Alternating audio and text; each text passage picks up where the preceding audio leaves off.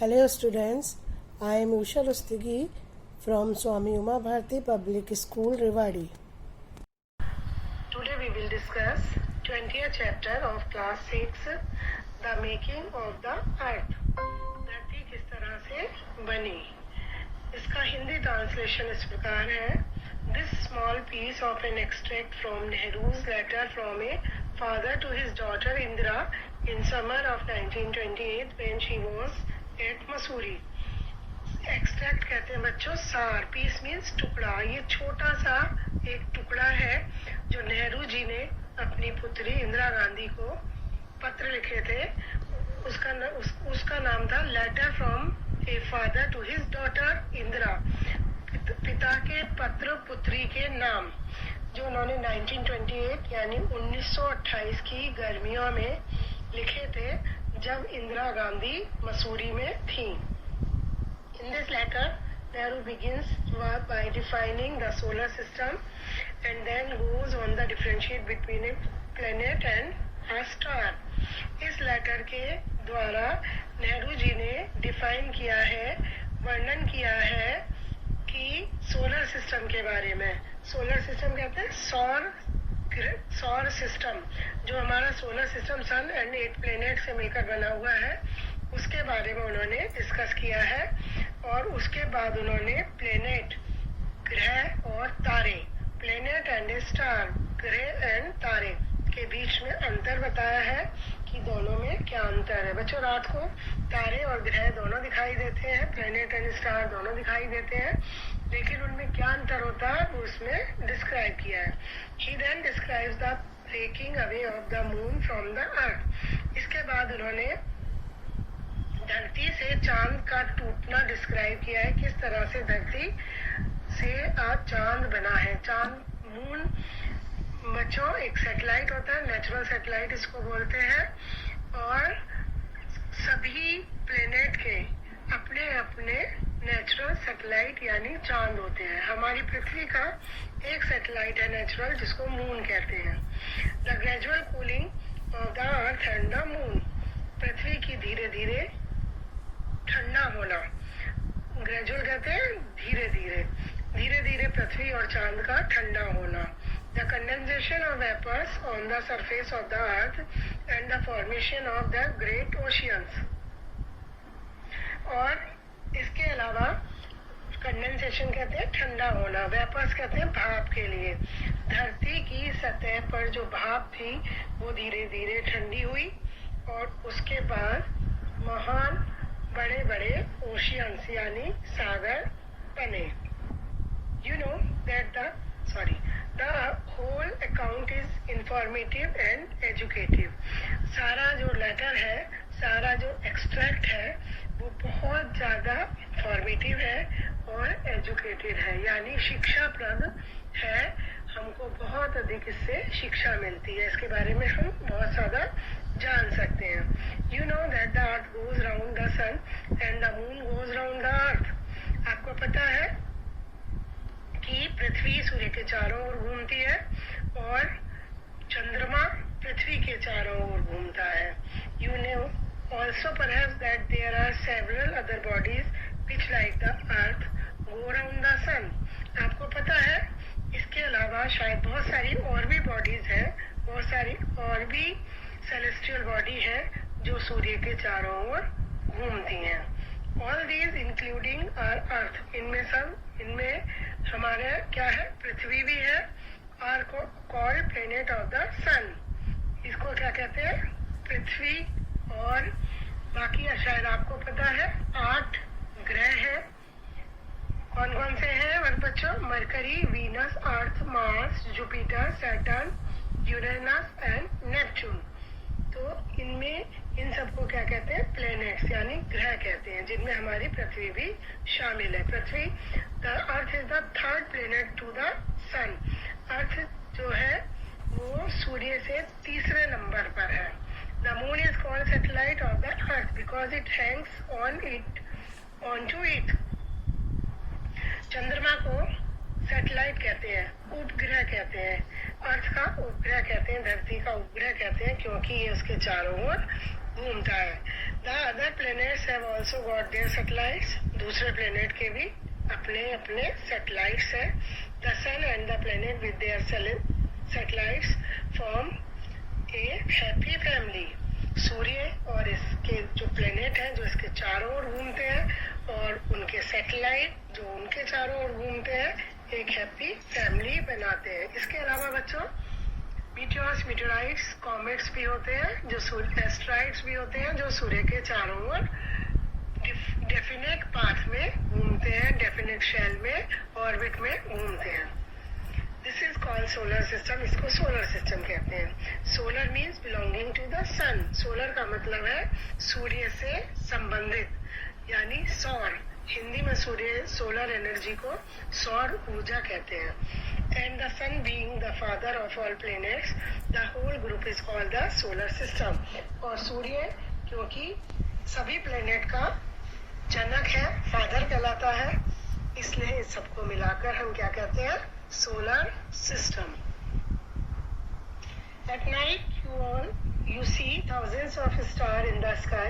रात को आप हजारों तारे आसमान में देखते हैं। Only a few of these are planets and these are really not called star at all. उनमें से कुछ ही क्या है, प्लेनेट है, ग्रह है, और इनको हम सितारे यानी तारे नहीं कह सकते, स्टार नहीं कह सकते। Can you distinguish between a planet and star? क्या आप स्टार और प्लेनेट में अंतर बता सकते हैं? The planet are really quite tiny like our earth compare to the stars, but they look bigger in the sky because they are much nearer to us. Planet एक छोटे होते हैं साइज में, हमारी धरती की तरह, और सूर्य की अपेक्षा बहुत छोटे होते हैं, लेकिन सूर्य की अपेक्षा बड़े दिखाई देते हैं क्योंकि ये हमसे नजदीक है। दूसरे तारे हमें छोटे दिखाई देते हैं क्योंकि वो हमसे बहुत दूर है। बच्चों कुछ स्टार्स, हम sun is also star and sun appears bigger than the star. सूर्य बड़ा दिखाई देता है, क्यों? क्योंकि सूर्य हमसे बहुत नजदीक है, लेकिन जो तारे सूर्य से भी बहुत अधिक बड़े हैं वो दूर होने के कारण छोटे दिखाई देते हैं और दिन में इसीलिए हमें दिखाई नहीं देते। Just as the moon which is in reality quite a baby look so big because it is quite near to us. इसी तरह चांद वास्तव में छोटा है, एक छोटा सा बच्चा है, लेकिन बड़ा दिखाई देता है क्योंकि ये हमसे नजदीक है। But the real way to distinguish the star from the planet to see if they twinkle or not. लेकिन जो भिन्नता है, हम किस तरह से पहचानते हैं तारे और प्लेनेट को? तारे टिमटिमाते हैं, लेकिन जो प्लेनेट है वो टिमटिमाते नहीं है। ट्विंकल मीन्स टिमटिमाता। Stars twinkle, planet do not. Stars टिमटिमाते हैं, प्लेनेट नहीं टिमटिमाते। That is because of planet only shine because they get the light of our sun.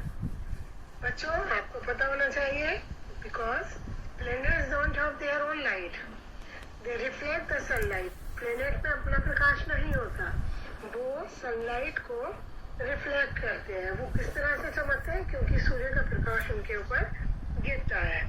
It is only the sunshine on the planet और moon that we सी। केवल ये सूर्य की रोशनी है जिसके द्वारा हम चांद और सितारों को, प्लेनेट को देख सकते हैं। The real stars are like our sun. जो तारे हैं वो हमारे सन की तरह है। They shine on themselves because they are very hot and burning. तारे क्यों चमकते हैं? क्योंकि वो बहुत गर्म है और जलते हुए हैं। बच्चों उनमें एक न्यूक्लियर फ्यूजन रिएक्शन होती है, दो हाइड्रोजन के एटम मिलकर एक हीलियम का एटम बनाते हैं, और during this reaction a huge amount of light and heat energy is evolved. इस रिएक्शन में एक बहुत अधिक मात्रा में लाइट और हीट दोनों निकलती है और इसीलिए तारों में अपना प्रकाश होता है। In reality our sun itself is a star. वास्तव में हमारा जो सूर्य है वो भी एक क्या है? स्टार है, तारा है। Only it looks bigger as it is nearer and we see it as a great ball of fire. और ये हमें बड़ा क्यों दिखाई देता है बच्चों? बड़ा इसलिए दिखाई देता है बिकॉज इट इज नियरर, क्योंकि ये हमारे बहुत नजदीक है और हमें एक बहुत बड़ी आग की बॉल की तरह दिखाई देता है, आग का गोला, ball of fire. So that our earth belongs to the family of the sun. इसीलिए हमारी धरती सूर्य से की फैमिली कहलाती है। द सोलर सिस्टम यानी सोलर सिस्टम में सूर्य की फैमिली कहलाती है हमारी earth. We think the earth is very big and it is big compare to our tiny cells. हम सोचते हैं कि पृथ्वी बहुत बड़ी है और क्योंकि हम बहुत छोटे हैं तो ऐसा लगता है कि पृथ्वी वाकई में बहुत बड़ी है। It takes weeks and months to go from one part to it to another, even in a fast train or steamer. और एक हिस्से से दूसरे हिस्से तक अगर हम फास्ट ट्रेन, तेज चलने वाली ट्रेन और स्टीमर से अगर हम जाते हैं, स्टीमर जो पानी में चलते हैं, उनसे जाएं तो हमें एक हिस्से से दूसरे हिस्से में जाने में कई हफ्ते या महीनों लग जाते हैं। But although it seems so big to us, it is just like a speck of dust hanging in the air. यद्यपि, ऑल्दो मीन्स यद्यपि, ये सीम्स कहते हैं प्रतीत होना, बिग मीन्स बड़ी, बहुत बड़ी प्रतीत होती है। लेकिन कैसी है? ऐसे है जैसे हवा में एक डस्ट यानी धूल का कण लटका हुआ है। The sun is millions of miles away and other stars are even further away. सूर्य हमसे माइल्स, मीलों दूर है, कई मिलियन मीलों दूर है और स्टार उससे भी बहुत अधिक दूर है। Astronomers, those people who study the stars, tell us that long ago the earth and all the planets were part of the sun. Astronomers, बच्चों एस्ट्रोनॉमर्स अंतरिक्ष यात्री, और जो कि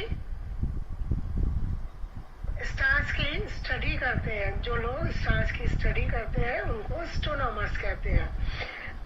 वो बताते हैं कि बहुत साल पहले पृथ्वी और सारे प्लेनेट, सारे ग्रह सूर्य का हिस्सा थे। The sun was then as it is now a mass of flaming matter, terribly hot. सूर्य उस समय जैसे अब है एक बहुत टेरिबली कहते हैं बहुत ज्यादा, हॉट मीन्स गरम, एक बहुत गरम टुकड़ा था उस समय। Somehow little bits of the sun got loose and they shot out into the air. किसी कारण से ये लिटिल बिट्स कहते हैं छोटे टुकड़े, सूर्य के छोटे छोटे टुकड़े हो गए और वो लूज हो गए और हवा में आ गए। But they could not wholly get rid of their father, the sun. लेकिन वो पूरी तरह से गेट रीड कहते हैं अलग होना, निकलना, अपने पिता से अलग नहीं हुए और वो उसके चारों ओर घूमने लगे। It was as if a rope was tied to them and they kept whirling round the sun. इस तरह से है कि एक रस्सी बांधी गई हो, रोप मीन्स रस्सी, टाइड मीन्स बांधना, उनमें एक रस्सी बांधी हो और वो सूर्य के चारों ओर घूम रहे हैं। whirling means घूमना। A strange force which I have compared to a rope is something which attracts little things to a great. जो स्ट्रेंज कहते हैं अजनबी, अजीब सा एक फोर्स है जिसको मैं रस्सी से कंपेयर कर रहा हूँ। वो क्या चीज है? कुछ इस तरह से है कि एक बहुत बड़ी अट्रैक्शन से वो चीजों को अपनी ओर अट्रैक्ट करती है। इसको क्या बोलते हैं? ग्रेविटेशनल फोर्स, गुरुत्वाकर्षण बल। It is the force which makes things fall by their weight। और ये वो फोर्स है जो चीजों को उसके वजन के अकॉर्डिंग गिराता है। जैसे हम अब कोई भी चीज बच्चों ऊपर आसमान में फेंकेंगे या ऊंचाई पर फेंकेंगे तो वो वापस पृथ्वी पर आ जाती है। तो ये किस कारण आती है? ग्रेविटेशनल फोर्स के कारण। The earth being the biggest thing near us attracts everything we have। और पृथ्वी क्योंकि हमारे नजदीक है सबसे बड़ी चीज, और ये हर चीज को अपनी ओर अट्रैक्ट करती है।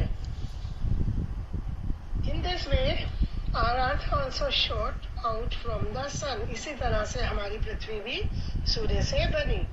It must have been very hot. ये बहुत गर्म थी। With terrible hot gases and air all around it. और बहुत सारी गरम गैसेस थी और हवा इसके चारों ओर थी। But as it was very much smaller than the sun. लेकिन ये पृथ्वी सूर्य से बहुत छोटी थी। It started to cool. इसने ठंडा होना शुरू कर दिया। The sun also is getting less hot but it will take millions of years to cool down. सूर्य भी धीरे धीरे कम गर्म हो रहा है। लेस मीन्स कम गर्म हो रहा है, लेकिन इसको ठंडा होने में मिलियंस ऑफ ईयर्स लगेंगे, बहुत अधिक समय लगेगा। The earth took much less time to cool. और पृथ्वी को कम समय लगा ठंडा होने में। क्यों लगा? क्योंकि पृथ्वी छोटी थी। When it was hot, of course nothing could live on it। जब ये गर्म थी तो वास्तव में, of course means वास्तव में, कोई भी चीज इस पर नहीं रह सकती थी। No man और no animal, और plants और tree। ना कोई आदमी, ना कोई एनिमल, ना कोई प्लांट और ना कोई tree. Everything would have been burnt up with। सब कुछ अगर पृथ्वी पर आता तो वो क्या हो जाता? जल जाता। कुछ भी नहीं रुकता, सब चीज जल जाती थी। Just as a big bit of sun shot out and became the earth, so also a bit of the earth shot out and became the moon। जैसे सूर्य से एक टुकड़ा निकलकर धरती बना, उसी तरह से धरती से एक टुकड़ा निकलकर क्या बना? मून बना। मून मीन्स चांद। कितने मून है बच्चों हमारे? 1। Many people think that the moon came out of the Great Hollow, which is now the Pacific Ocean between America and Japan। बहुत सारे लोग सोचते हैं कि मून जो चांद है वो एक बहुत बड़े गड्ढे में से निकला था, जो अब इस समय पैसिफिक ओशियन है, अमेरिका और जापान के बीच में। So the earth started to cool। इसलिए धीरे धीरे धरती ठंडा और शुरू होना हुई। It took a long time over it। बहुत अधिक समय लगा। Gradually means धीरे धीरे। Gradually the surface of the earth became cooler, although the interior remained very hot। Interior means अंदर से। धीरे धीरे धरती की सरफेस, सतह ठंडा होना शुरू करी। यद्यपि अंदर से अभी भी धरती बहुत कैसी थी? गर्म थी। Even now, if you go down a coal mine, it becomes hotter and hotter as you go down। अगर तुम माइन कहते हैं खान, अगर कोयले की खान में अंदर जाते हो तो ये जैसे जैसे नीचे जाओगे वैसे वैसे हमें बहुत गर्म महसूस होता जाएगा। धीरे धीरे नीचे गर्म होता रहता है। Probably if you could go down deep enough inside the earth, you would find it red hot. और शायद अगर तुम नीचे जाओगे, बहुत गहराई में जाओगे, तो तुम्हें कैसा मिलेगी धरती? रेड हॉट, बिल्कुल आग का जलता हुआ गोला. The moon also started to cool, and because it was much smaller than even the earth, it cooled more quickly than the earth. चांद भी धीरे धीरे ठंडा होना शुरू करा, क्योंकि ये धरती से कैसा था? बहुत छोटा था. स्मॉलर मीन्स छोटा. धरती से बहुत छोटा था, इसलिए क्विकली कहते हैं जल्दी. धरती की अपेक्षा जल्दी ठंडा हो गया. It looks delightfully cool. ये बहुत ठंडा दिखाई देता है बच्चों. जब तुम चांदनी रात में देखते हो तो बहुत सुंदर दिखाई देता है. Does it not? अच्छा नहीं दिखता है. It is called the cold moon. इसको क्या कहते हैं? ठंडा चांद, कोल्ड मून कहते हैं. Perhaps it full of glaciers and ice field. शायद यहाँ पर पूरी तरह से ऐसा लगता है जैसे ग्लेशियर्स है. ग्लेशियर जानते हैं बच्चों? बर्फ की नदी जिनमें नीचे पानी होता है, ऊपर बर्फ जमी होती है. और आइस फील्ड किसके? आइस के मैदान है, खेत है. बर्फ के खेत है, बर्फ के मैदान है और ग्लेशियर से भरा हुआ है. When the earth cooled, all the water vapor in the air condensed into water and probably came down as rain. जैसे जैसे धरती ठंडी हुई तो सारा वाटर वेपर जो हवा में था वो ठंडा हुआ, कंडेंस हुआ और पानी में कन्वर्ट हुआ और उसके बाद बारिश के रूप में नीचे आ गया. It must have rained a tremendous lot then. ऐसा सोचा जाता है कि शायद ट्रिमेंडस कहते हैं अंधाधुंध बारिश हुई होगी. All this water filled the great hollows in the earth and so great oceans and seas were formed.